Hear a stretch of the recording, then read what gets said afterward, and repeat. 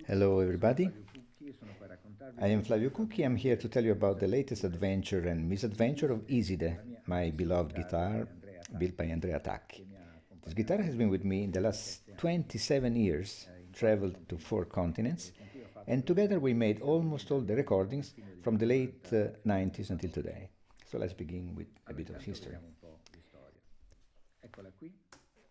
Here she is. It was 1996. She was born shortly before, and but we can see it better in this photo. You can see that Rossetti is in lapis lazuli, which probably also suggested the name Iside. And the rest is quite Spartan, because she only has a simple black binding.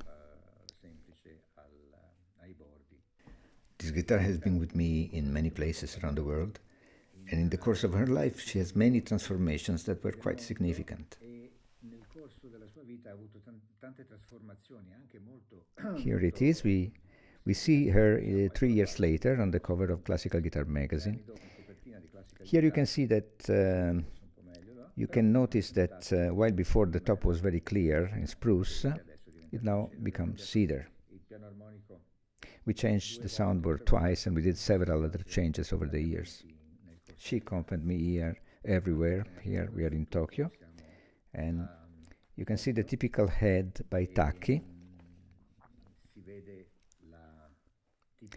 Well, now I must specify Andrea Tacchi, because his son Giovanni also started making beautiful guitars, but this one is built by Andrea Tacchi. Now let's go on. You cannot see it, is inside the case, but she is there in Australia. Then here we are in Milano, Blue Notes, with a string quintet here in Brussels, 2008. And let's see what we have here. Oh, in Hollywood, in Celebrity Center.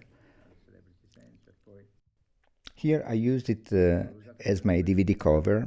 I think it was 2009. Yes. And then here we are in St. Petersburg in Russia. Here again on the cover of a Japanese magazine, Guitar Dream. Here we are in Asia, Bangkok, for the Asia International Guitar Festival. And we are in Milano, and you can see another variation that we did. See the hole in the side, on the side. There is a symmetrical one on the opposite side. It's another change that we did in addition of many others, especially along the neck. Here is in the Savarez advertisement. Then we have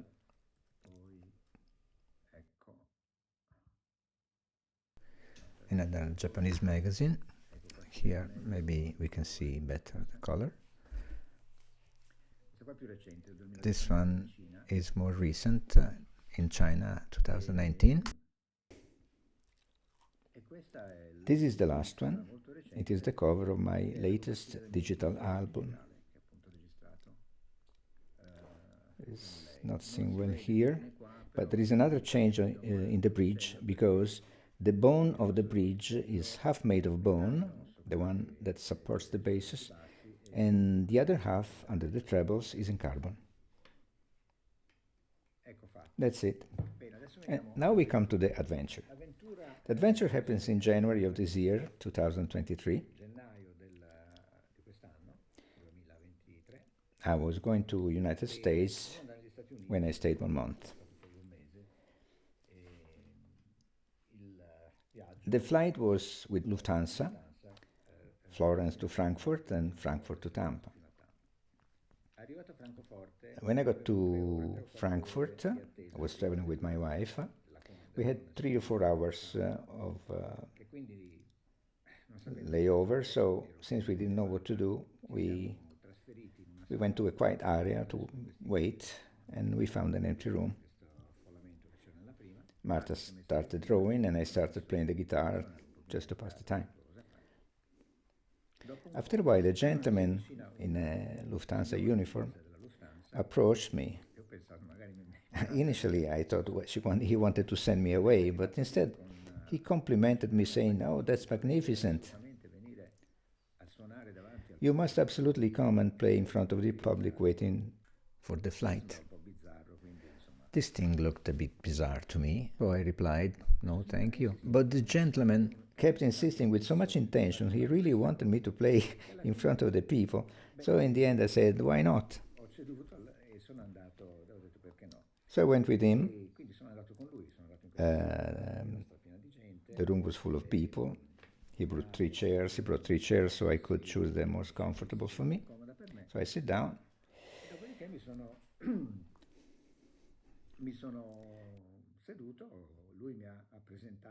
He introduced me with a mic, as it were a real concert, and I played 10 or 15 minutes.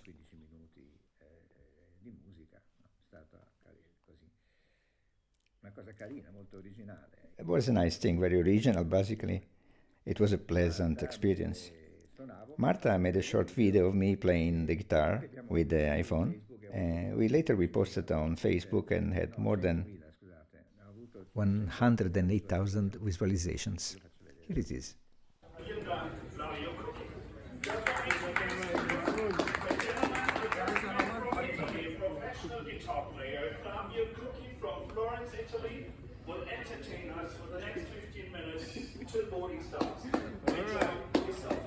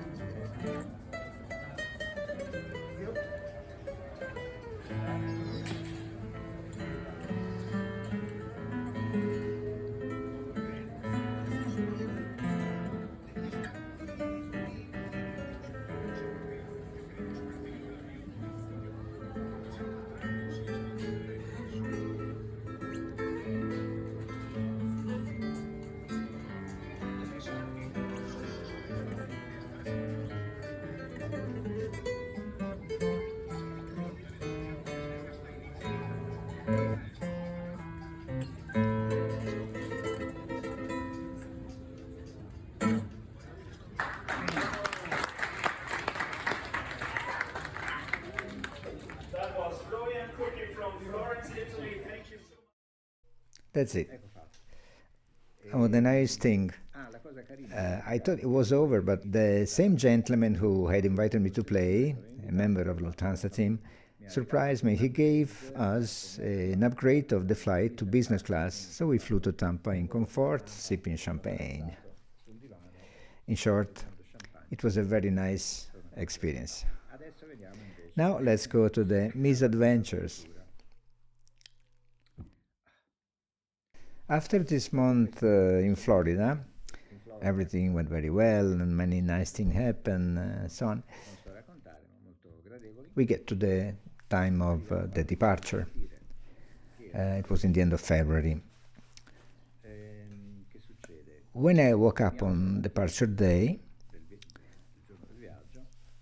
I found an email from Lufthansa telling me that that flight was cancelled due to problems of strikes in Germany, and we were diverted to Delta Airlines flights, which took a different route.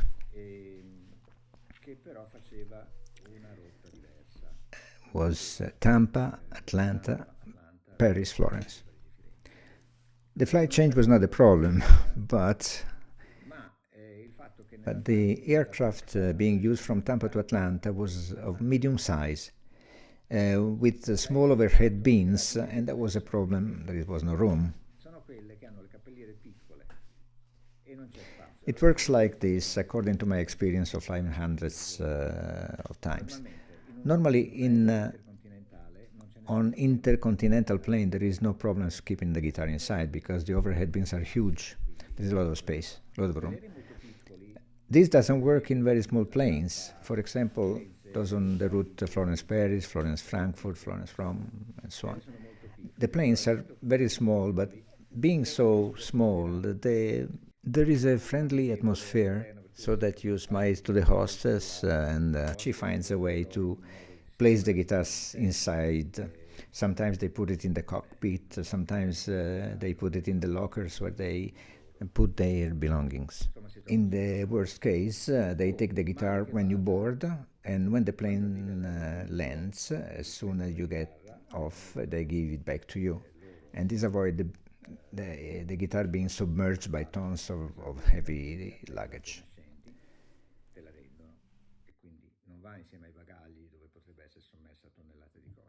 I'll make it short. I had to leave the instrument there because there was no way of reasoning with them. And when I arrived in Florence, I opened the case and I found this. It looks as if it was opened like a tuna can. The soundboard broken, and so on. So, really hallucinating. I immediately called Lufthansa. I sent them an email explaining what happened with the photos of the damage that had been done. I sent it to Lufthansa because I purchased the ticket through them and they were responsible for the reschedule of the flight. I sent the photo with the slip on the guitar case, with the date of the flight and so on.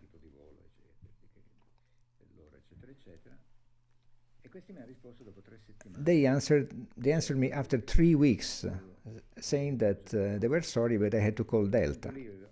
At this point, I wrote immediately saying, yes, but if I send a photo of a broken guitar after 3 weeks from the flight, I could have broken it myself, throwing it into the wall in a moment of discouragement.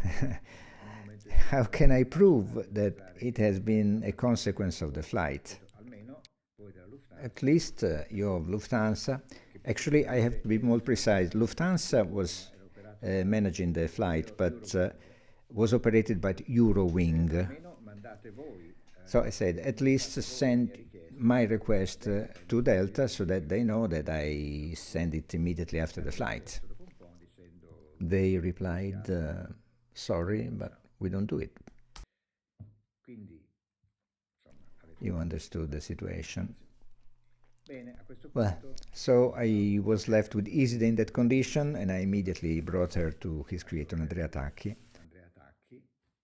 I'll pass the word to him. We are talking about Iside. Unfortunately, once again, she's gotten into trouble. Iside was born in the same year as my son, 1995. And this guitar and this year were a turning point in my career. For the first time, I made a monochromatic rosette in lapis lazuli stone and not a geometric mosaic. The box is made of African Bengue, the first time I used it, and the binding are very simple plain black ebony. So the guitar had only three colors, blue, black and the soundboard, which initially was pure white and spruce from the Italian Alps. This fantastic wood that I had used for years never got me any problem, but on this guitar suddenly, crack. The crack was really long and I didn't think the guitar should travel around the world with Flavio with such a scar. So I replaced the first soundboard with a new one, again of spruce. It was very good quality and looked very beautiful, but it was too heavy for the structure that I built inside. I didn't like the sound it produced, and I decided to change the soundboard again. This time I used cedar that I bought years before from a shipyard. I was immediately satisfied with this wood, and still I am. This period, which stretched from 1995 to 1997, was like a time when Flavio and Iside were engaged.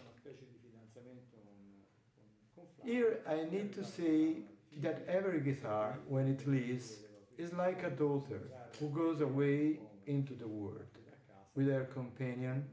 And at this point I must say that the relationship between Flavio and Iside is not something you find every day, but is a great love story. They live together and Iside follows Flavio all over the world, playing concerts at festivals on all continents, making many recordings. They both live with passion for communicating with music. In all this artistic tourbillon, there is a slight glitch, the air lines. Iside has suffered a few disasters during this incessant traveling. Once the neck was completely fractured at the point of the heel because something very heavy was probably put on top of the case. Another time there were some smaller fractures, until finally this last really serious one.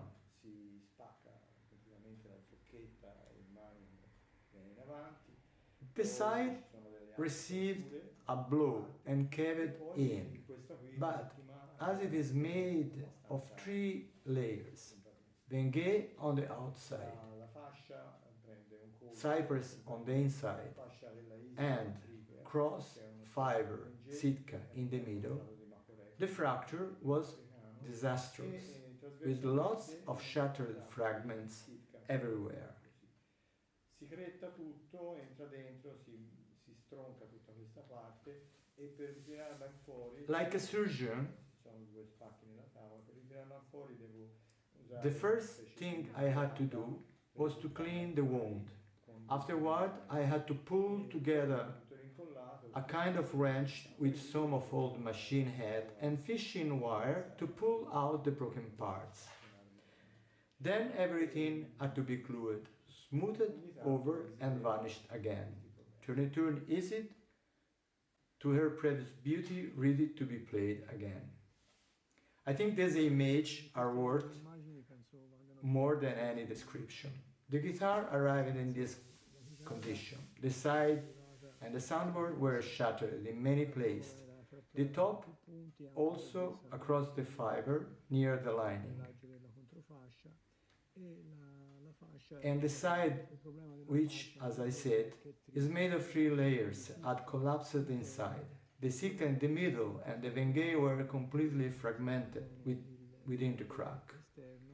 So I had to clean it up, removing part of the splinters of Vengue and part of the Sitka, and fill it with structural resin at the end of the restoration. This is the soundboard. It had lifted away, the binding was broken, and 2 long longitudinal cracks had opened inside. This is the interior layer of cypress, which had remained pretty much intact, at least not entirely disintegrated. In this photo you can clearly see the split in the soundboard. Here is the ugly transversal fracture in the soundboard, but it's not a concern for the sound because it's very close to the edge.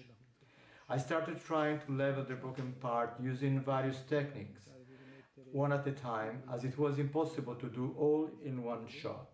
This is Giovanni, who's giving me a hand, also because I wanted him to understand how to handle a similar disastrous situation. As I said, I come up with this system, which was very simple but very effective. Here are those small wrenches made with old machine heads and some fishing wire, with the purpose of pulling out the side that had collapsed into the guitar. At this point, I had already cleaned out all the fragments on the crack.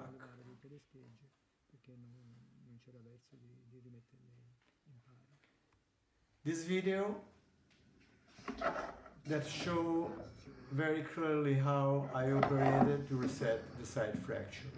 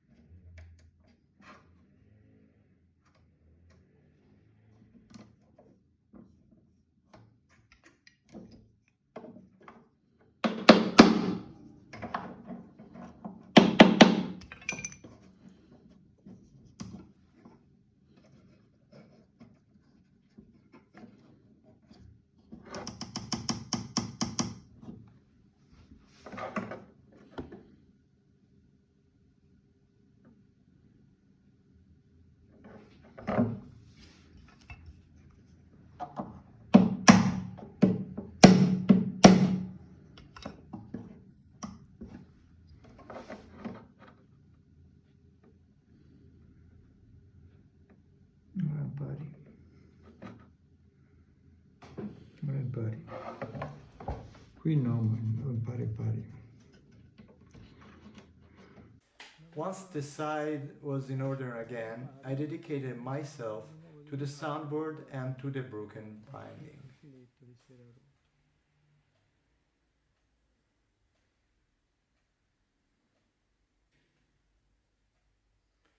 The last phases involve gluing the longitudinal cracks of the soundboard. First, I inserted 3 reinforcement patches of spruce underneath, guiding them through half-millimeter holes with nylon fishing wire.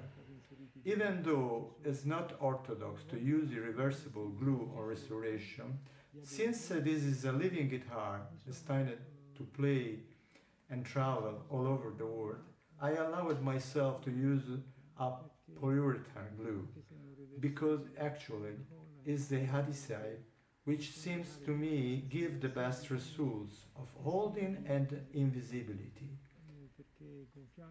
This glue, expanding inside the fracture, doesn't show any future shrinking and combines very well with the shellac from an aesthetic point of view. At the end, I bond the side with the top. The repaired guitar has then been repolished, not particularly heavily, because I don't like to add a lot of varnish on old instrument. In reality, there wasn't much need for it, because the work went very well, better than I could have expected. So there was no need for any kind of sanding of the wood. All that was needed was to lightly sand the top of layer of varnish. Flavio was very happy with the result, and he said that the guitar, in his opinion, sounded even better afterward. I must say that since the guitar returned to me after a few years, I took the opportunity to make small adjustments to some important parts of the guitar, such as the saddle and the fingerboard. Guarda, che emozione. Guarda che meraviglia. Down! Da, sì. Iside, 7 vite, 9 vite come i gatti. Come nuova. Vabbè, speriamo.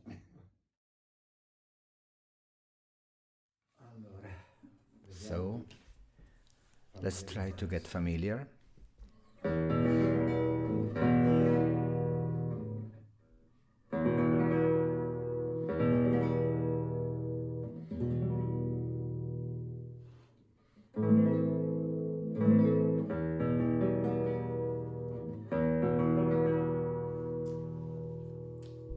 Suono è magnifico. Sound is magnificent.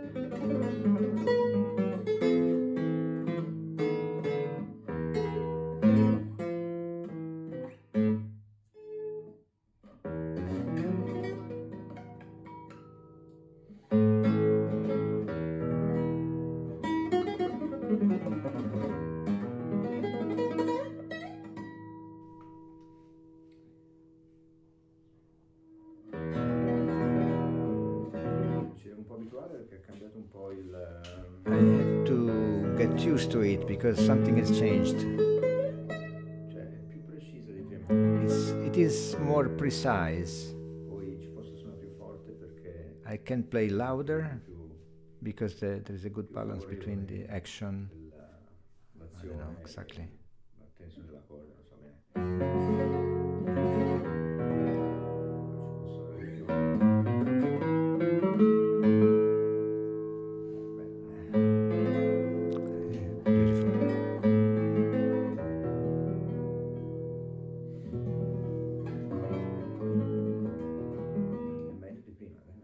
It's better than before. It's a little more difficult to play.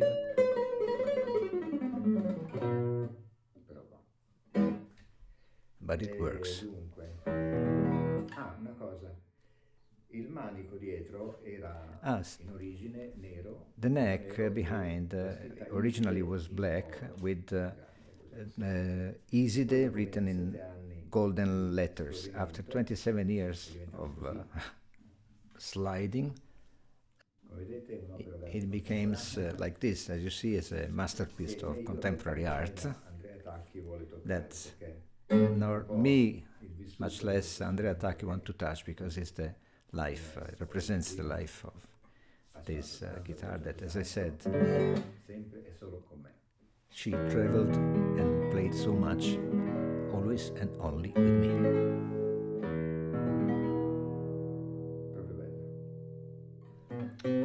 Really beautiful.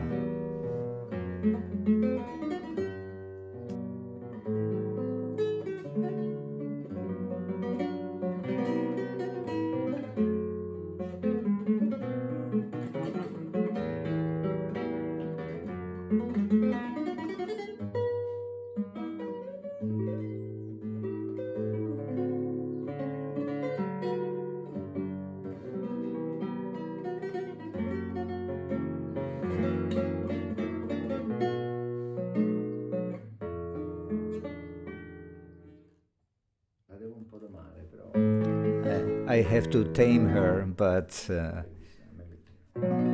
beautiful is better than before.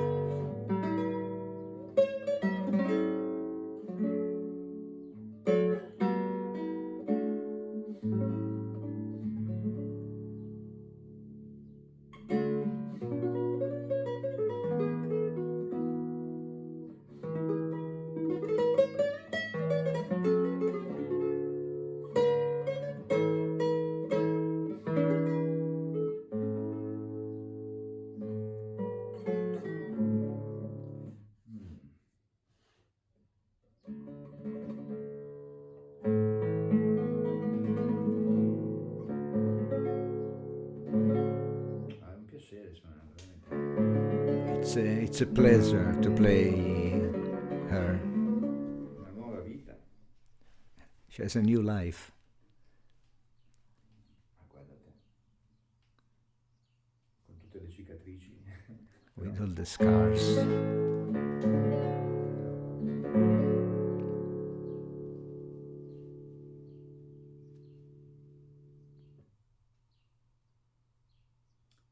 Va bene. Ok. I